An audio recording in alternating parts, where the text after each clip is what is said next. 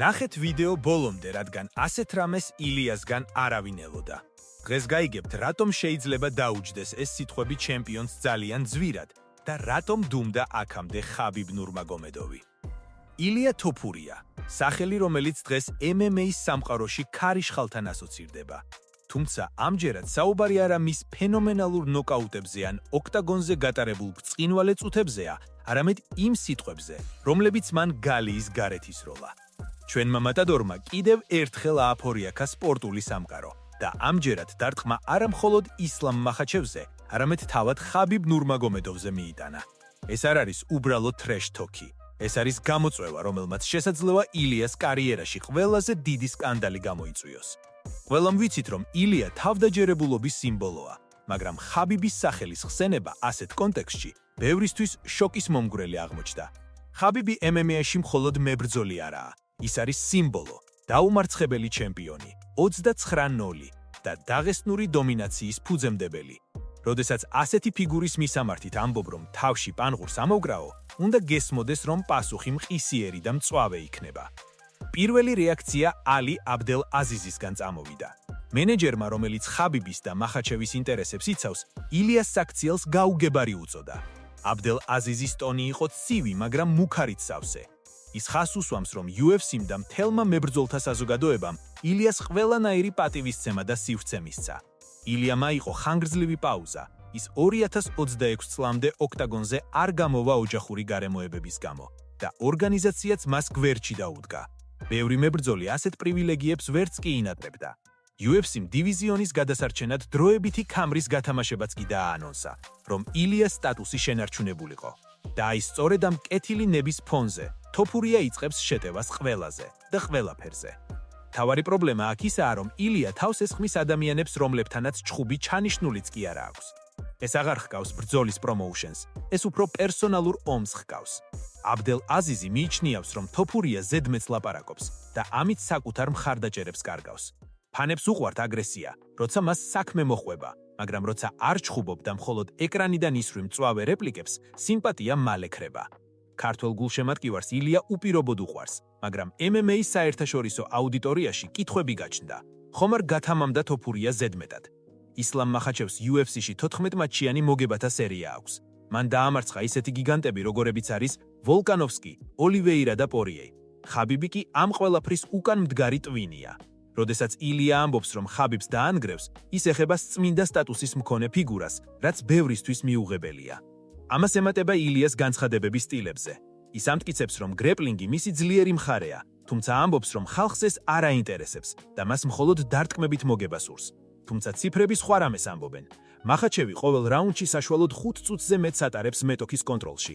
ილიას თავდაჯერებულობა გასაგებია, მისი ნოკაუტები ეპიკურია, მაგრამ სუბუქი წონა, lightweight, სულ სხვა სამყაროა, სადაც მხოლოდ ძალა არაფერს წყვეტს. არ გათიშოთ, რადგან ახლა გაიგებთ, რატომ ახსენა თოფურიამ არმან ცარუკიანი და რატომ თვლის ბევრი ექსპერტი, რომ ილია ცეცხლს ეთამაშება, სიმართლე, რომელსაც ბევრი მალავს. კონფლიქტი მხოლოდ ხაბიბითა და მახაჩევით არ სრულდება. ილია თოფურიამ გადაწყვიტა, რომ მისი სამიზნეების სიაში ადგილი არმან ცარუკიანისთვისაც მოეძებნა. ეს კი კიდევ ერთი საინტერესო და საკმაოდ სარისკო სვლაა. რატომ? იმიტომ რომ ცარუკიანი ამ მომენტში ერთ-ერთი ყველაზე აქტიური და საშიში პრეტენდენტია. მაშინ, როდესაც ილია დასასვენებლად წავიდა და ოჯახურ საკითხებს აგვარებს, არმანი ოქტაგონში სისხლს ღვრის და ყოველი ბრძოლით ამტკიცებს, რომ ისლამ მახაჩევთან რემაჩს ყველაზე მეტად იმსახურებს. როდესაც ილია გარედან ესხმის თავს ცარუკიანს, ეს ბევრ გულშემატკივარში გაღიზიანებას იწვევს. კითხვა ლოგიკურია. რატომ ლაპარაკობ ამდენს, როცა თავად არ ჩხუბობ? MMA-ის სამყაროში დრო ძალიან სწრაფად გადის. ერთი წელი ბრძოლის გარეშე ეს მთელი ეპოქაა, განსაკუთრებით ისეთ გადატვირთულ დივიზიონში, როგორიც მსუბუქი წონაა. სანამ ილია 2026 წლისთვის ემზადება, რეიტინგები იცვლება, ახალი ვარსკვლავები იბადებიან და ძველი დამსახურებები ნელ-ნელა ავიწყდებათ. ალი აბდელაზიზი სწორედ ამაზე მიანიშნებს. ფანების მხარდაჭერა ცვალებადია. დღეს თუ ღმერთი ხარ, ხვალ შეიძლება მხოლოდ მოჭორიკნე მებრძოლად აღგიქვან. ილია ამბობს, რომ მას არ აინტერესებს გრეპლინგი და უნდა რომ ყველაფერი დარტყმებით გადაწყვიტოს. თუმცა როცა საქმე ისლამ მახაჩევს ეხება, ეს განცხადება ცოტა არარეალისტურად ჟღერს. ისლამის დარტყმის ტექნიკა, striking, ბოლო წლებში საოცრად დაიხვეცა. მისი სიზუსტე 55%-ზე მეტია სატიტულო ბრძოლებში. ეს იმას ნიშნავს, რომ მახაჩევი მხოლოდ ჭიდაობის მანქანა აღარაა. როცა ასეთ მებრძოლს იწვევ, შენი სიტყვები ფაქტებით უნდა იყოს გამყარებული. ილიას აქვს ფენომენალური ნოკაუტები, მაგრამ სუბუქ წონაში ბალიშებიანი ხელთათმანები არავის აცვია. აქ ერთი შეცდომა და ხაბიბის სკოლა შანსს არ გიტოვებს. განსაკუთრებით მწვავედ აღიქვეს ილიას სიტყვები პატივისცემის, რესპექტის შესახებ. აბდელაზიზი პირდაპირ ამბობს, რომ თოფურიას ყველაფერი მისცეს, დრო, დაცული პოზიცია რეიტინგში, UFC-ს სრული ნდობა. სანაცვლოდ კი მიიღეს ვერბალური აგრესია იმ ადამიანების მიმართ, ვინც სპორტის ამ სახეობაში ლეგენდის სტატუსს ატარებს. სპორტის ამ დონეზე ურთიერთობები გადამწყვეტია. მენეჯერები, პრომოუტერები და მწვრთნელები ერთ დიდ ქსელში არიან ჩაბმულნი. ერთი არასწორი ფრაზა და შეიძლება ბევრი კარი ჩაიკეტოს. არა იმიტომ, რომ ვინმე წვენია, არამედ იმიტომ, რომ ეს ბიზნესია და ეთიკა აქაც არსებობს. ბევრი ფიქრობს, რომ ილია კონორ მაკგრეგორის გზას გადის. კონორიც ასე იწყებდა, ყველას ლანძღავდა, ყველას იწვევდა. მაგრამ იყო ერთი მაგრამ. კონორი ყოველი სიტყვის შემდეგ ოქტაგონზე შედიოდა და საქმით ამტკიცებდა თავის უპირატესობას. ილია კი ახლა პაუზაზეა. როცა პაუზაზე ხარ და თან ხაბიბს ემუქრები, ეს უფრო სასაცილოდ ჩანს ვიდრე საშიშს. ხაბიბი პენსიაზეა, ის აღარ არის აქტიური მებრძოლი. მისი კონფლიქტში ჩათრევა ბევრმა ნეიტრალურმა ფანმა კი დაგმო. ეს არ არის ჰაიპის აწევა, ეს უფრო უადგილო თავდასხმაა ადამიანზე, რომელიც შენს წონაში აღარაც ასპარეზობს. ილია თოფურია ახლა გაზაგზაგზაზეა. მას ორი არჩევანი აქვს. ან ცოტა ხნით დადუმდეს, კონცენტრირება მოახდინოს ვარჯიშზე და 2026 წლს დაბრუნდეს ისეთივე მკვლელი, როგორიც აქამდე იყო, ან გააგრძელოს ეს რიტორიკა და საბოლოოდ დაკარგოს იმ გულშემატკივრების ნაწილი კი, ვინც მას აღემთრებდა. MMA-ის მაყურებელი არ არის პასიური. ისინი ითვლიან, ისინი ადარებენ და რაც მთავარია, მათ ყველაფერი ახსოვთ. ახლა, როცა ემოციები პიკზეა, უნდა დავსვათ მთავარი კითხვა. რა არის ილია თოფურიას რეალური მიზანი? ბევრი ამბობს, რომ ის ცეცხლზე თამაშება, მაგრამ იქნებ ეს ყველაფერი გათვლილი სვლაა? ილიამ კარგად იცის, რომ MMA-ში მხოლოდ ბრძოლა არ კმარა. აქ ყურადღებაა მთავარი ვალუტა.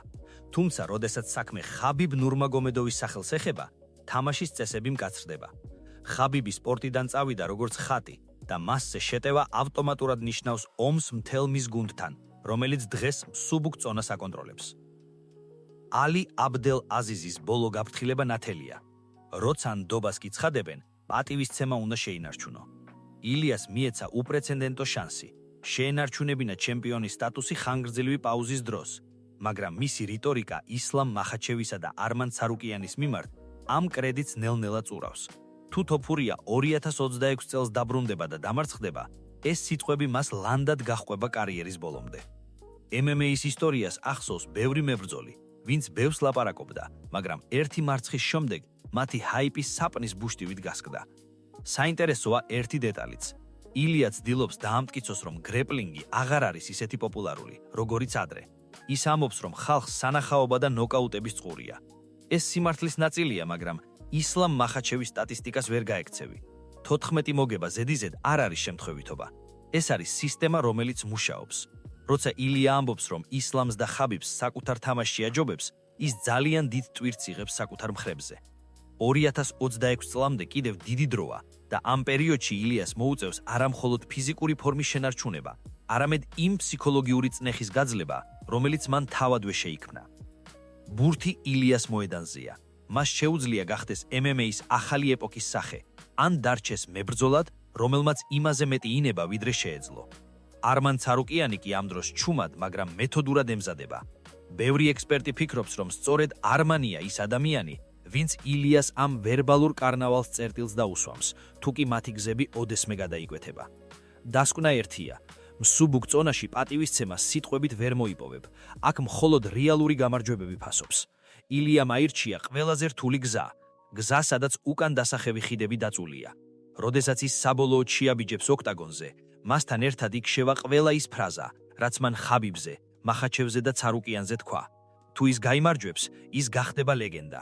თუ დამარცხდება, მაშინ ეს იქნება ერთ-ერთი ყველაზე ხმაურიანი ფიასკო სპორტის ისტორიაში. თქვენ როგორ ფიქრობთ, არის თუ არა თოფურია მზად მახაჩევის დონის გრეპლინგისთვის, თუ ის უბრალოდ ზედმეტად თავდაჯერებულია? ხო და აბა დაწერეთ კომენტარებში. მართლა გჯერათ, რომ ილია ხაბიბს ანღურს ამოაკრევს, როგორც ამბობს, თუ ეს უბრალოდ იაფფასიანი შოუა ყურადღების მისაქცევად? იქნებ საერთოდ გონიათ, რომ არმან ცარუკიანი ორივეს მიასუფთავებს? დაწერეთ, რას ფიქრობთ. ოღონდ არ დავხოცოთ ერთმანეთი კომენტარებში.